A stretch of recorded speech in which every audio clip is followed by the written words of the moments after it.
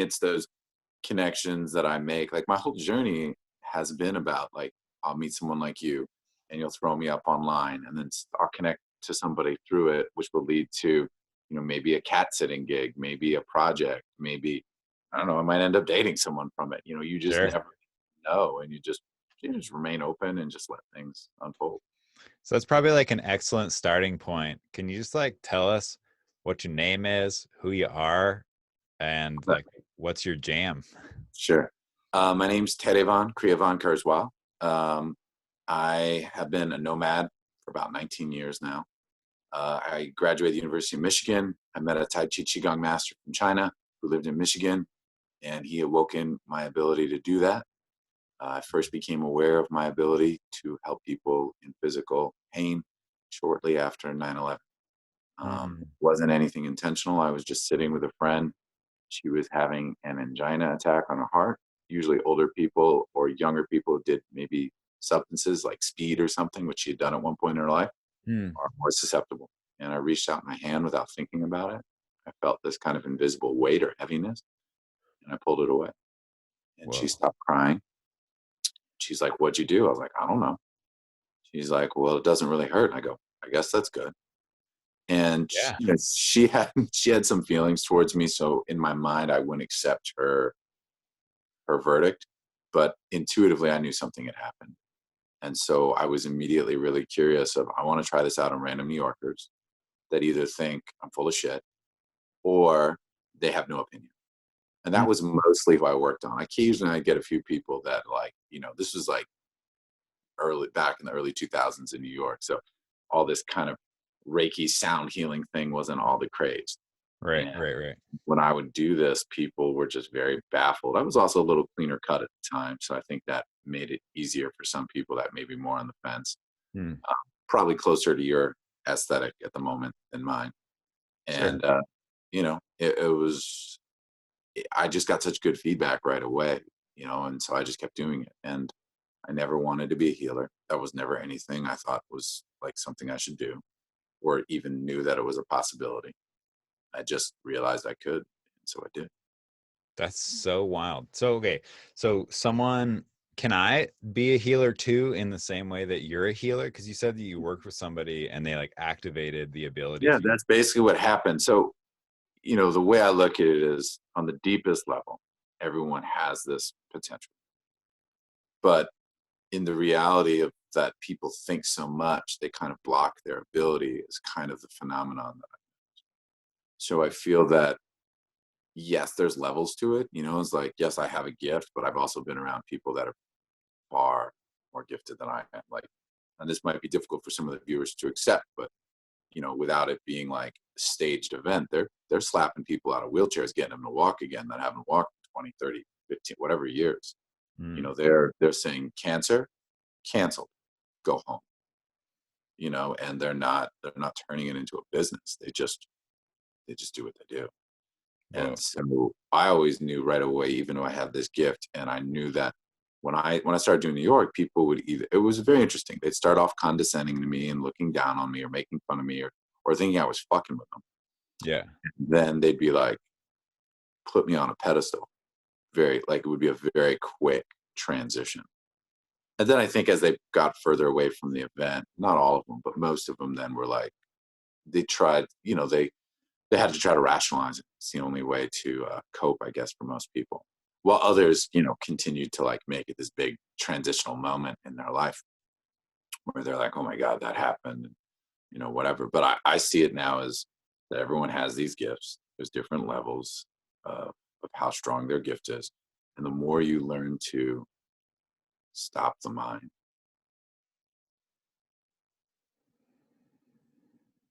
the more this can happen. Whoa.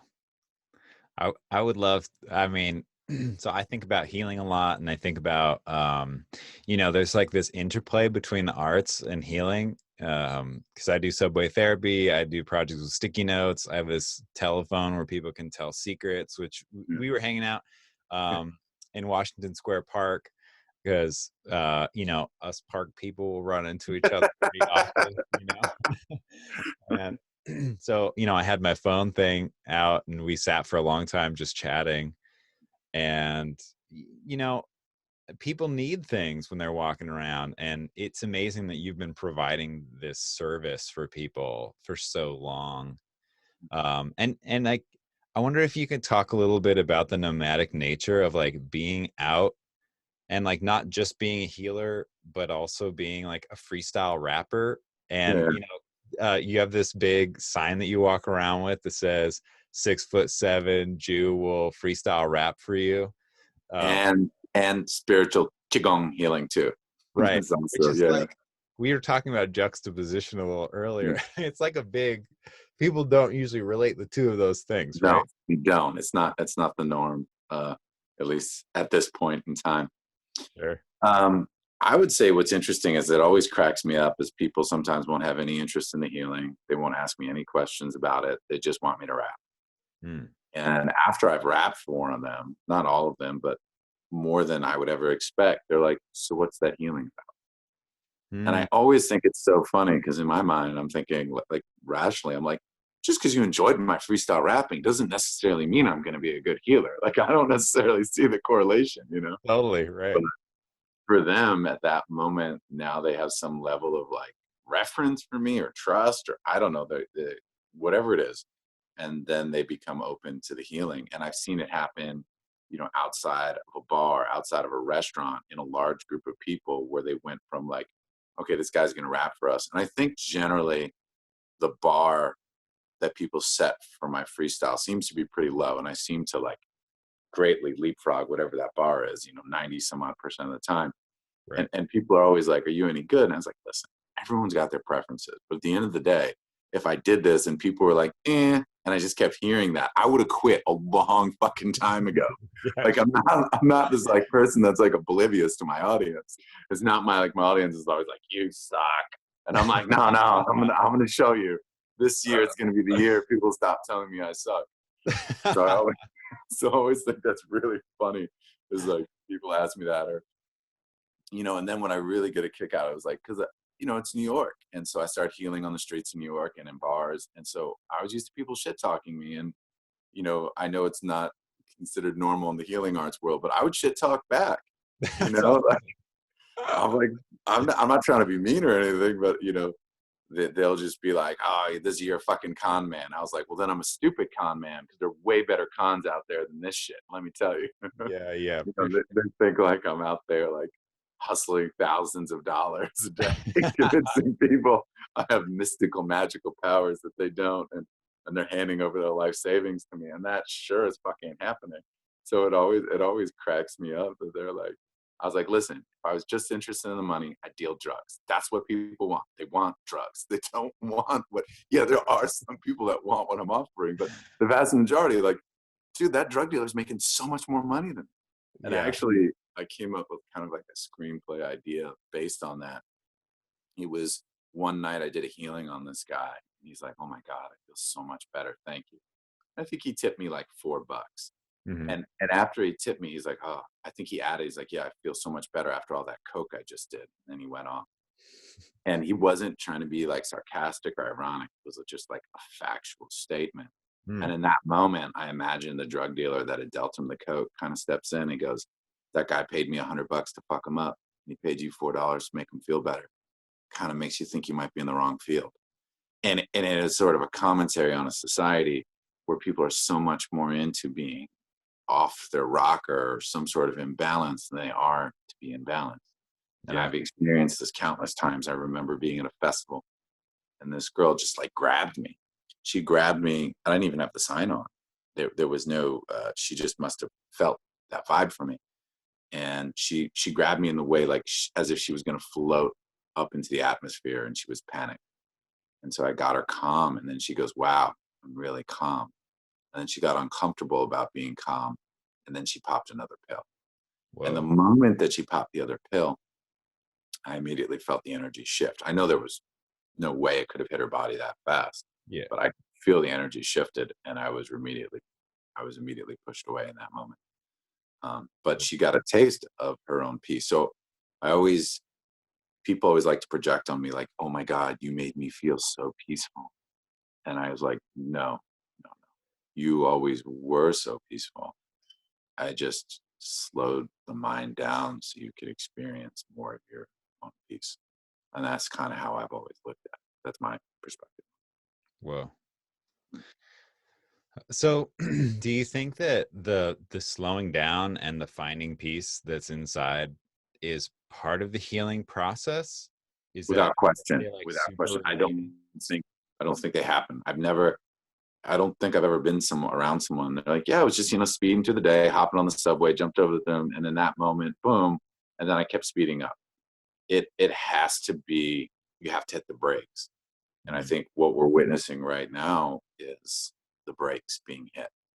And mm, it leads to a lot of healing crises for people. So a lot of issues that hadn't been dealt with, a lot of problematic relationships, everything really coming to a head, and people obviously confronting their physical mortality. Even if they're not likely to actually die, they're being exposed to more death on a regular basis than we have been in uh, you know a long time within on American soil.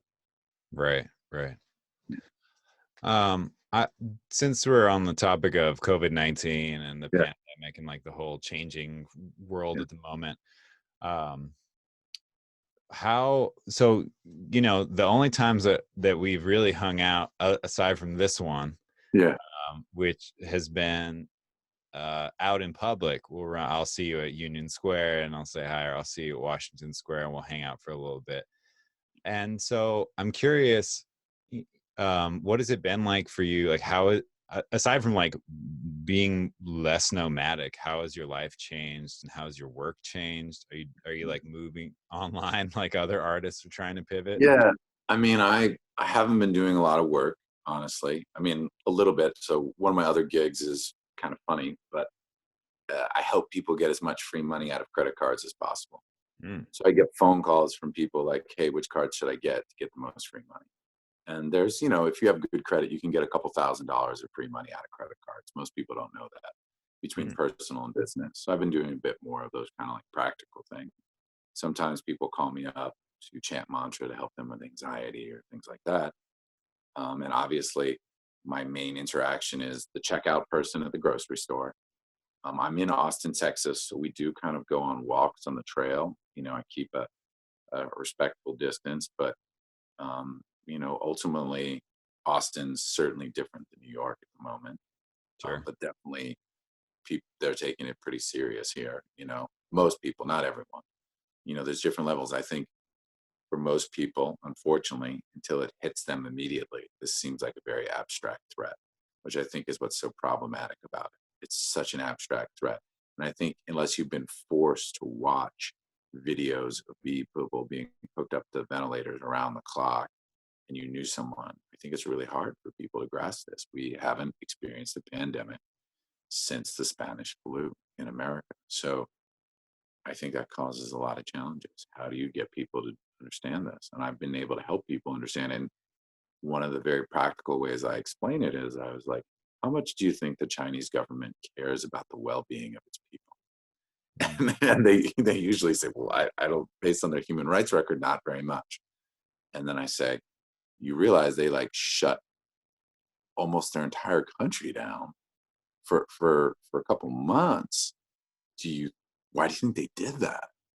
And part of the problem is we saw the death tolls out of China and it said 3,000, but reality showing it was probably closer to 30,000 or more. I mean, they had massive debt, and the rest of the world was kind of asleep at the wheel. And then it hit Italy, and then obviously people got more worried, but still people were like, well, there are a lot of older Italians, and Italians smoke more, and whatever excuses you need to make yourself feel safe. And so there was been a lot of denial. And I would say early on, I was certainly guilty of the denial, though I did feel something eerie. And I wouldn't fully own that thing. yeah.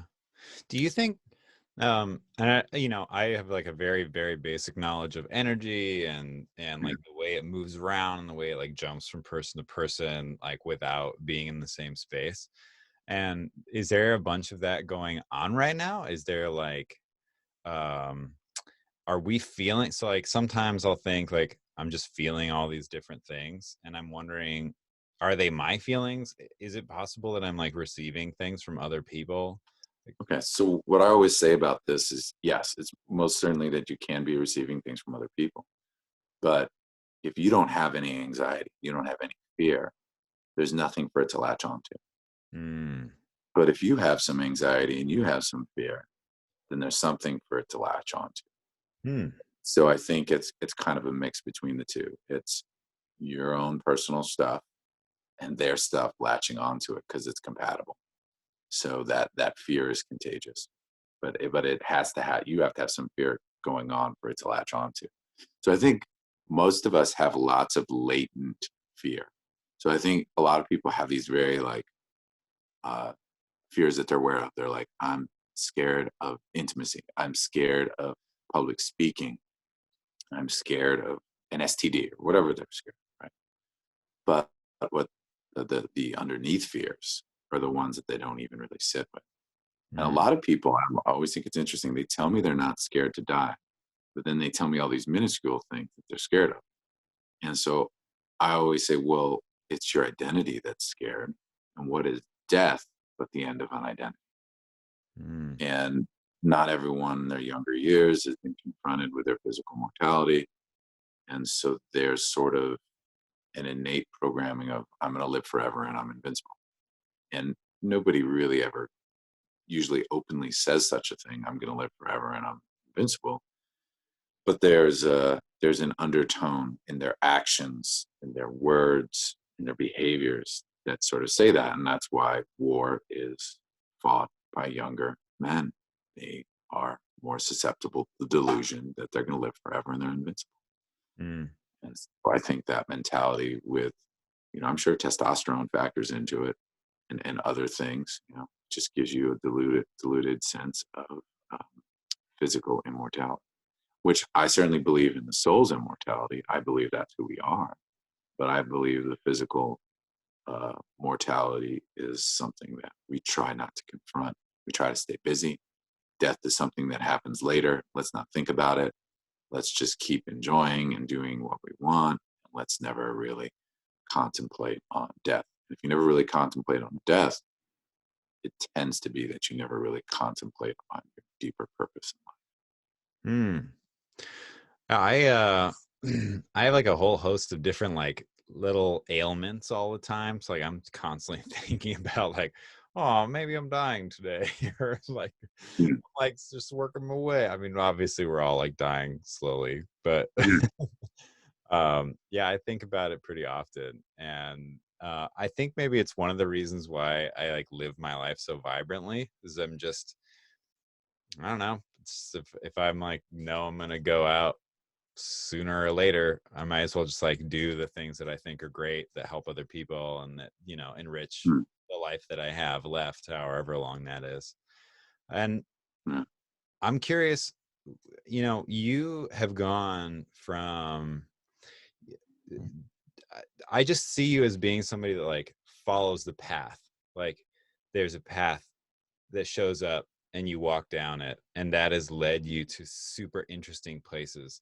And I wonder if you can talk a little bit about like, how do people find the path, or how can people be even open to seeing it? So right now a lot of people are out of jobs and they're thinking about how to stay creative or how to be creative, and for the first time, or they're thinking about, oh well, what's my purpose? How do you have any advice for people who are looking for a path?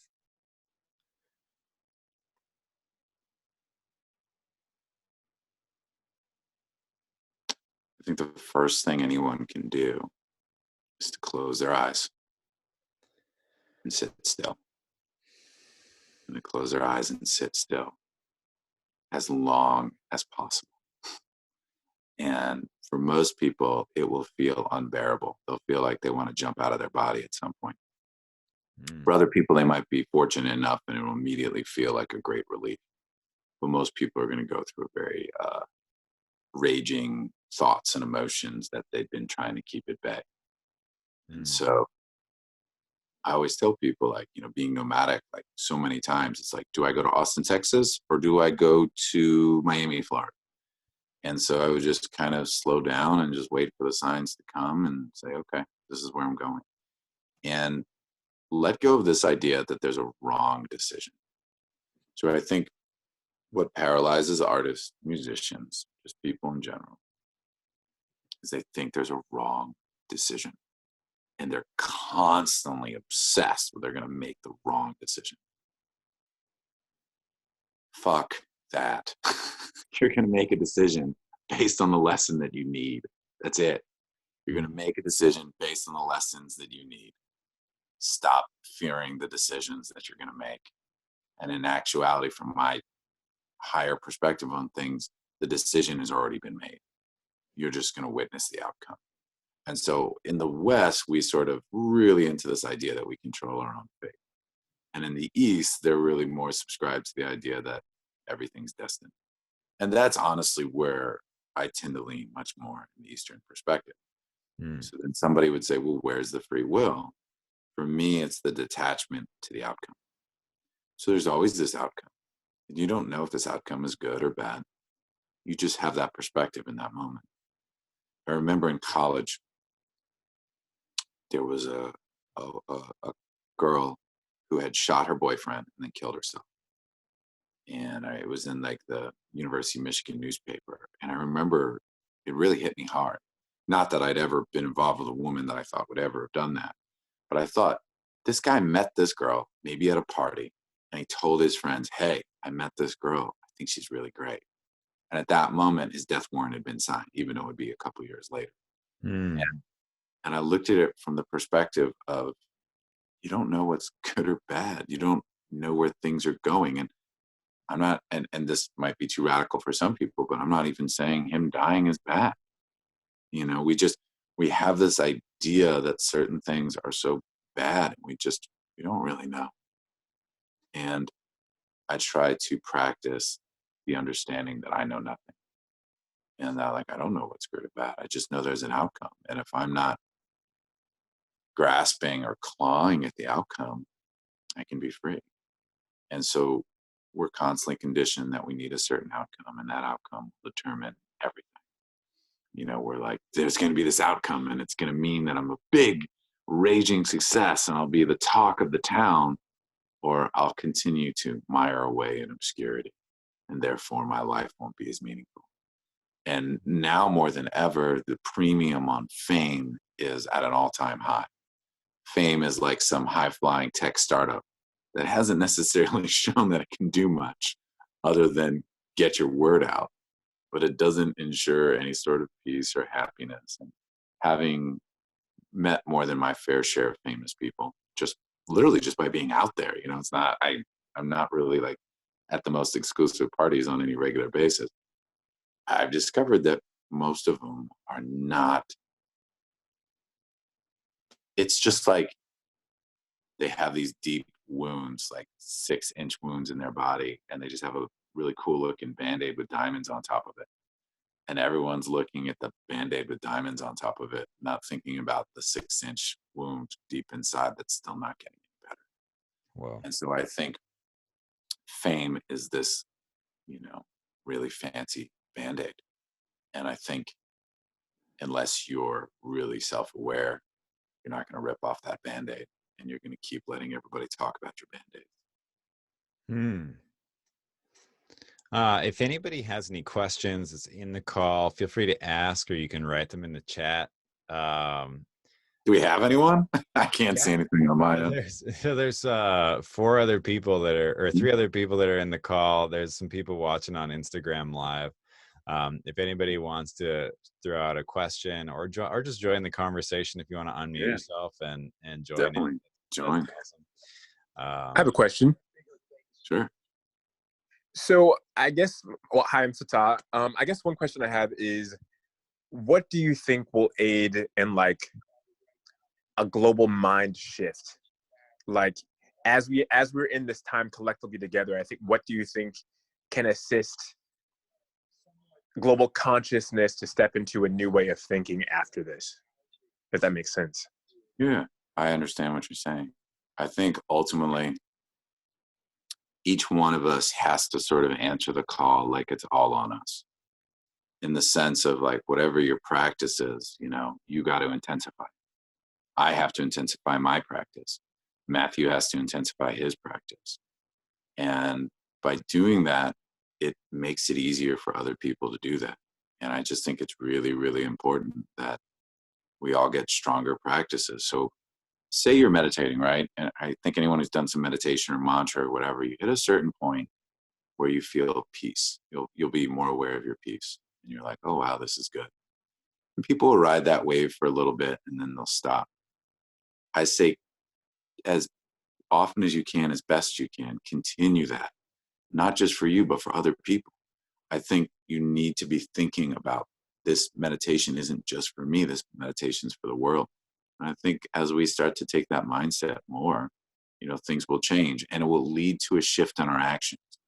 So as individuals, we're out of sorts and we're out of balance, and the planet is reflecting that. And I feel that as individuals, as we become more aware of our balance, then the world around us will start to reflect that.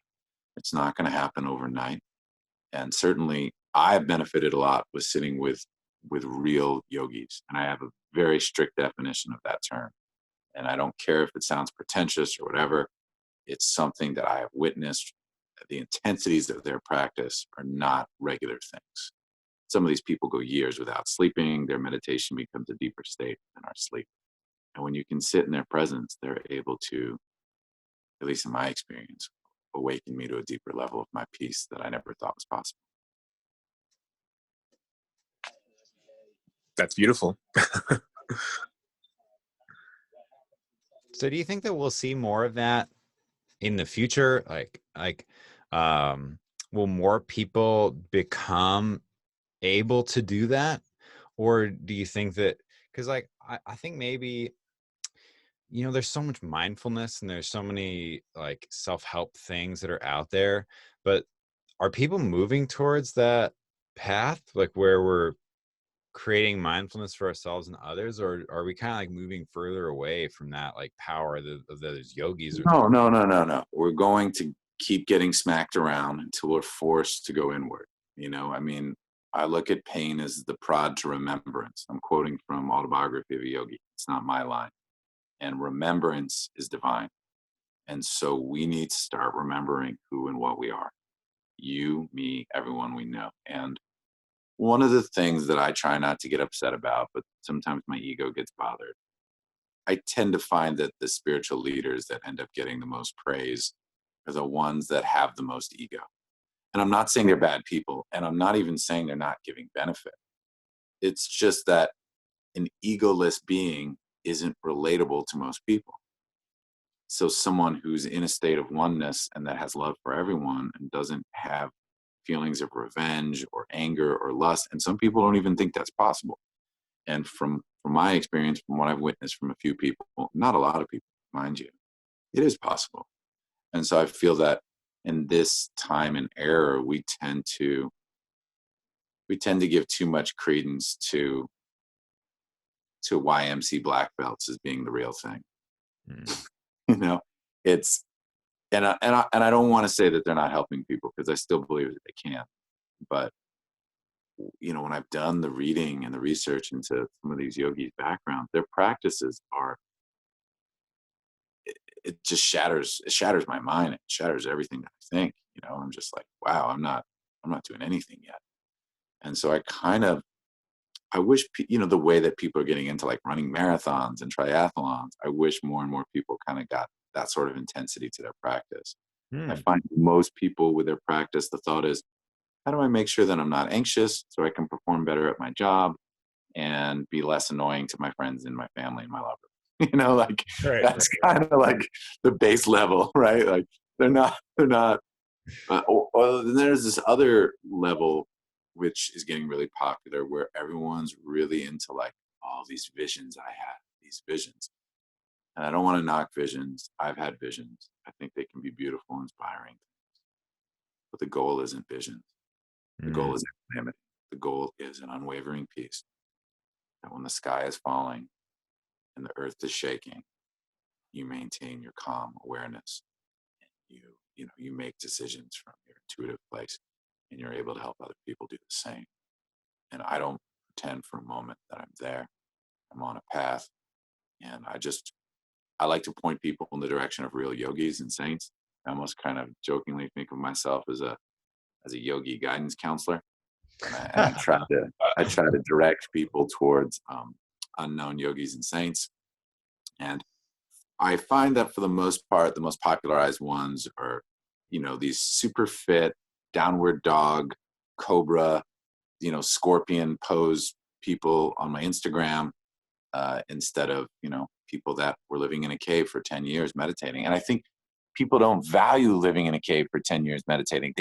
They're like, well, anybody can do that. I'm like, no, anybody cannot do that. Most people would lose their mind or die within a short period of time. There's something that they're tapping into that is beyond our understanding. And so I find it so funny how people are so quick to dismiss it as if like, oh, anybody can do that. I could do that. Like, no, you probably wouldn't make it a week. Right, right. Yeah, people are fast to think that they can do stuff. Yeah. I'm not saying that people should do this, but when I go out and maybe you have the same feeling, like I'm not doing anything that ambitious by going out and doing subway therapy, like where I'm just setting up shop and letting people express themselves. I'll talk to anybody that wants to talk to me. I think you have a similar thing where you're like walking around, you're open, people can come talk to you. Yeah. Like not everybody can do that. It Which sounds has always been mystifying to me because like you, where I feel like, well, what's so hard, but it's, I guess in this day and age, vulnerability is, the amount of relationships I've had in my life where I've been ghosted is astounding to me. And I remember a long time ago, I was telling my friend about it. I was like, why can't they just at least give me a text message saying, hey, the emotions that I'm experiencing at this moment are overwhelming. I'm scared, so I'm going to run away. Why can't I at least get that text message, because it's my ghosting. I'm not talking about the ghosting where you meet someone at the club and they don't call you back, whatever, fine. You were in a club. What were you expecting? I'm talking about some really deep, intimate moments. You're sort of reaching a new level and then boom, vanish. And they said to me, if they had the wherewithal to be able to say that to you, then they wouldn't ghost you. So I was what I was asking for was an incongruence. I wanted them to have this wherewithal, and if they had that wherewithal. And years ago, I met a girl at FIT, and she was born into the mob. I didn't know this right away. As I got to know her, I found out. And I remember she would tell me to call her, and she wouldn't call me back.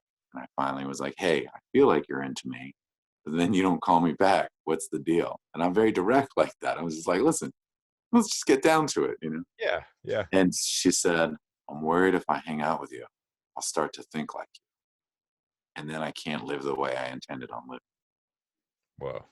And I found that mafia girl pretty much summed up what would happen to me for the majority of many of my future relationships.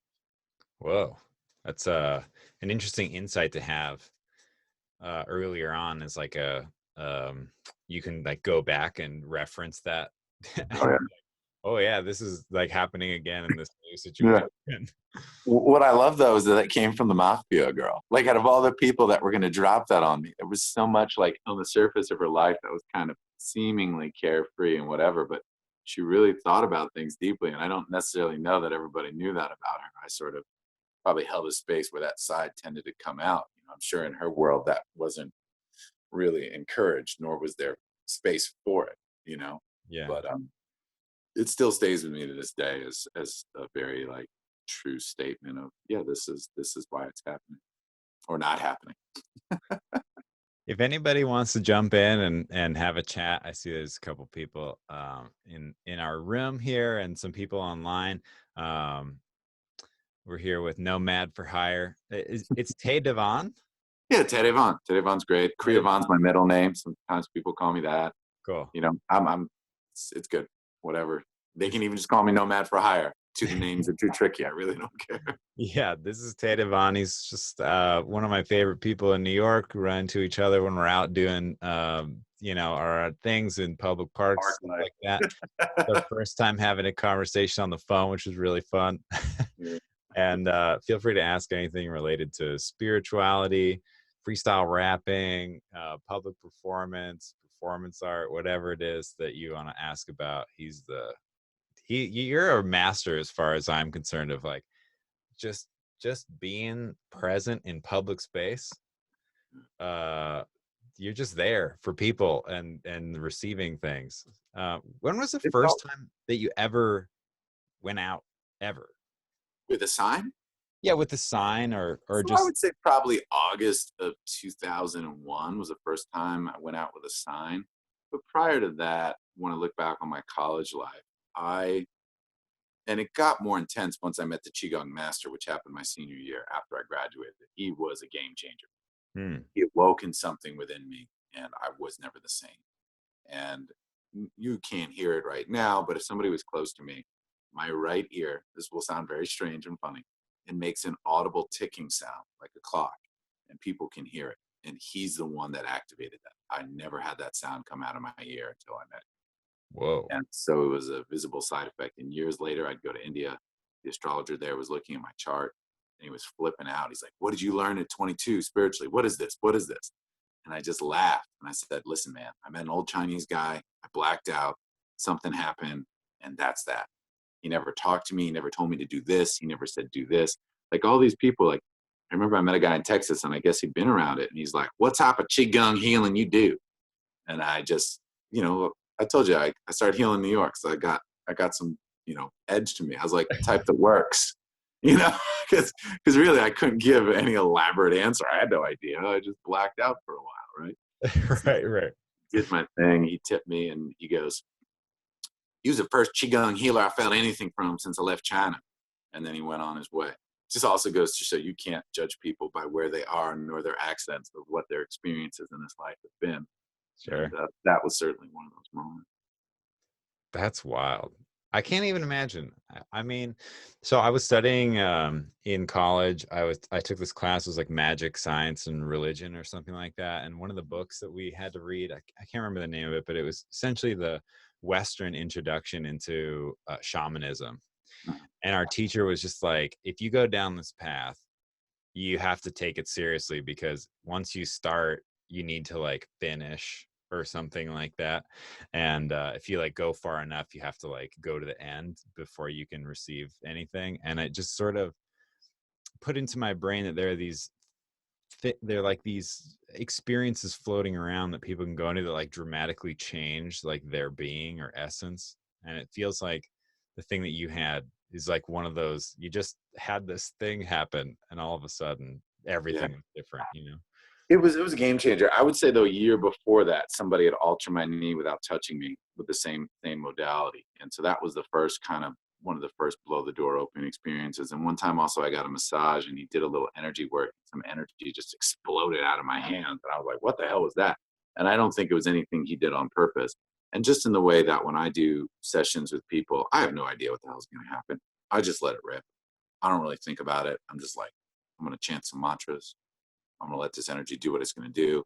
And it's not me doing it. It's being done through me. And I think that's really important to understand that, especially as you go deeper in the practice. There is no you. There is no other.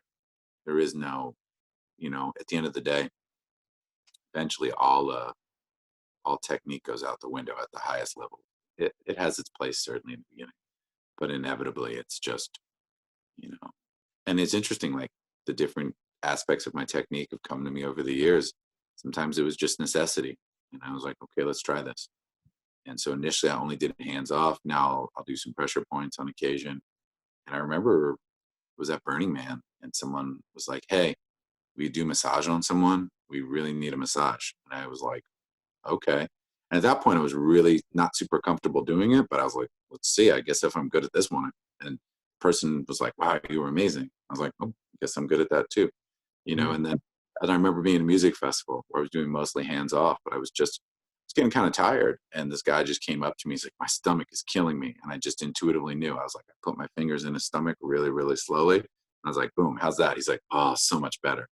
And there was no thought. It was just like raw instinct. It's like, do this, do this, do this. And at one point we all had those raw instincts, and we got really far away from it. Whoa. Do you think, I think this is probably a good time to like start closing out. Would you do some like Mantra. Mantras? Sure, sure. I'll do some tonal sounds and some mantras. That'd be super cool.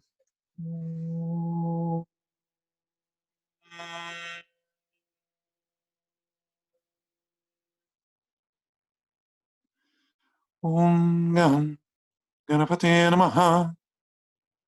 Om Gam Ganapati Namaha. Om Gam Ganapati Namaha.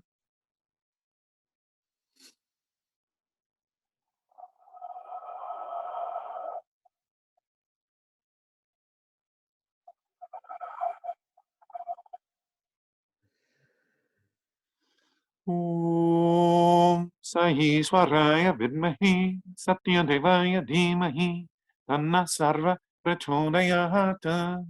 Om Sahi Swaraya Vidmahi Satya Devaya Dhimahi Tanna Sarva Prachodayata.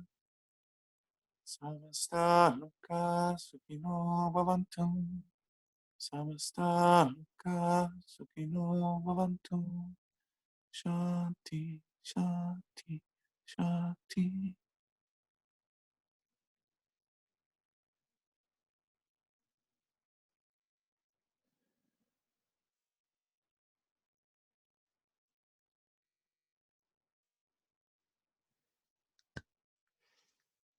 Thank you so much for being here. It's such a pleasure. I And just want to, oh, thank you. I just want to throw out one thing. One of the things that I've been really interested in doing, and you never know who's watching, right? Well, one we talked about earlier about a hybrid of like a sitcom meets a reality show, which is a yeah, certainly much easier talk thing to about do. that. I also I want to expose people to phenomenon, and I want to do it in a very just kind of matter of fact way. I sort of want to downplay the phenomenon that we potentially might be experiencing, and I want to do it through the lens of people that have no opinion or avid non-believers. And it's something I've been thinking of for years. I mean, obviously that demands a bigger budget. You got to get a bunch of people on a plane to go to some, foreign country or whatever. But that is something that I am really passionate about. I think there are a lot of good healers out there, but I don't think there are as many phenomenal or great healers. And so exposing people to the different phenomenal or great healers around the world and just letting people know that all things are possible. And I think in the West, we shut ourselves off from that a lot. And I think right now, more than ever, we need to start opening ourselves up to possibilities. Well, if anybody's watching now or later, give this man some money. I want to watch that show. I want to be one of your guests. I want to come on.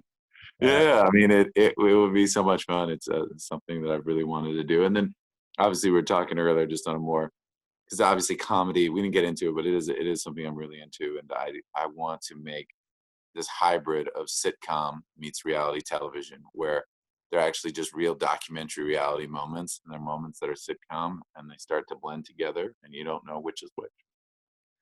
I see in our Instagram live we have JD Oldenburg. He was one of our guests last week or the week before, I think. And he's just a fantastic filmmaker. I'm sure that he would love to Hey, bring a video camera and shoot it.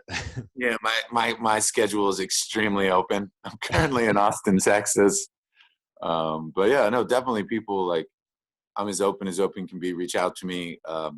Despite being, a healer, wandering nomad, I'm a very reliable person. I say I'm going to show up, I show up. I say, let's do it at this time. I'll be there at that time.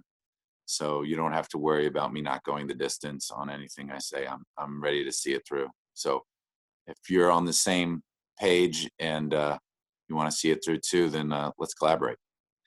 Hey, why don't you tell people how they can find you online, on Yeah. Instagram, wherever? So Nomad for Hire, NOMADFORHIRE.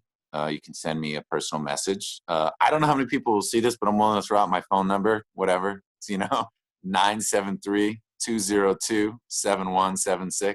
Watch your series becomes extremely successful. And I get like 1,000 text messages. But That's great. I'm willing to live dangerously. Yeah, just give me a call. Everyone likes to text, but I am old fashioned. If you're really serious about something, let's just cut to the chase. Give me a call. Let's get down to it. I'm all about that. Also, the comedy that you've been doing lately on your Instagram live with your different accents, they're so fucking good. Thank you. So Thank good. you. I travel a lot, so I encounter a lot of people. And this is such a segue, right? But one of the things I find really fascinating is there's this whole new brand of hybrid accents that nobody really thinks about. Everyone's kind of like, oh, you got to get this perfect Irish or perfect Cockney or perfect, you know, Middle Eastern or perfect Russian accent down, right? And I was like, well, the reality is everyone's becoming kind of an amalgamation of accent. Mm. And my one rule about accents is, as long as it doesn't sound like me, I did a good job. There you go. It's a nice low bar, but also still a good bench. Yeah, as long as you don't definitively know it's my voice, I feel good about what happened. Very nice.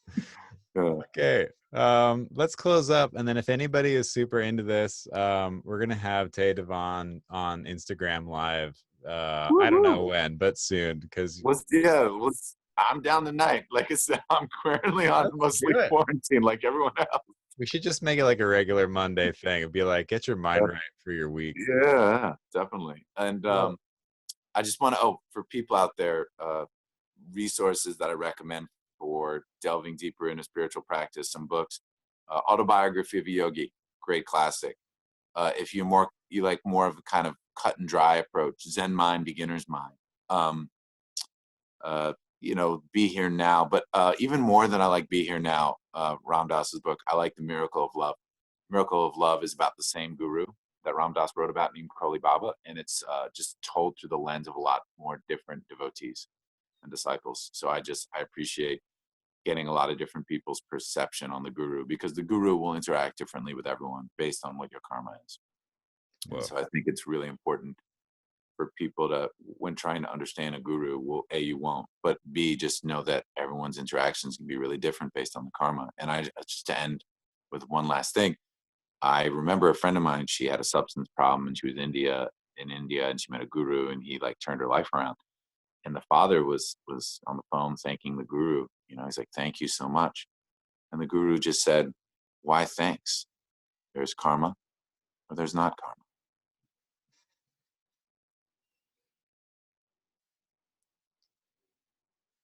I want to say thank you. But now I'm not sure how to do it. It's okay. It's okay. I'm not a guru. It's okay. All right. Well, thanks for being on today. Yeah. If people liked this and want to see more of these, you can show up tomorrow. We have a really fantastic guest named Aaron Cohen. He is a photographer. He is a former rocket scientist at NASA. Wow. He's a really wild guy. He works in autonomous cars. And one of the things about these conversations is that I want to get people from different walks of life together. People who are creative, but also people who are like professional, and doing all kinds of weird, interesting stuff so that we can be more insightful into how to move forward during and after this whole pandemic time. Yeah. And so if you want to check those out, you can watch these videos at artpluspeople.com/lunch. Art Plus People is a platform that I started just to get people thinking about creative stuff and doing art with people at the core of it. And so you can check that out at Art Plus People, artpluspeople.com, wherever. And Just an idea I just want to throw out there. I think yeah. you should have people bring their lunch to the interview. Well, that's what I wanted to do. So what's your lunch? Exactly. So I called it Creative Lunch at first. And then I was like, okay, we'll go with we'll like eat lunch together and then have a fun conversation about creativity. And that's what it was supposed Kind to of be. like your Seinfeld Coffee and Cars version. Exactly. Yes. But like creativity or whatever. And then every time I do it, I'm like just toiling away. I'm like trying to figure something out right till the last minute. And I don't ever prepare a lunch. And none of my guests have ever brought lunch either, except for the first one, Amy Von Doren, who's just like this. Well, that is a great name. That sounds like she would like fly airplanes all by herself while parachuting. Yes, you'd enjoy her a lot. She's such a wild person, and she's the coolest matchmaker in New York. She's got like this whole jam. Yeah. I'll send you a thing because it's super interesting. She's like a person that's just so unbelievable. And she brought like what did she say? She had like this sign that said lunch on it. Like she brought like a conceptual lunch. It That was doesn't just work like, for me. I need real. yeah, it was so funny. Anyway, come join us again Thank tomorrow you. at noon. We'll be doing the thing, and then Tay Devon and I hopefully will do something later today. So Yeah. looking out for Take that care. on Instagram. Take care, everyone, and stay creative.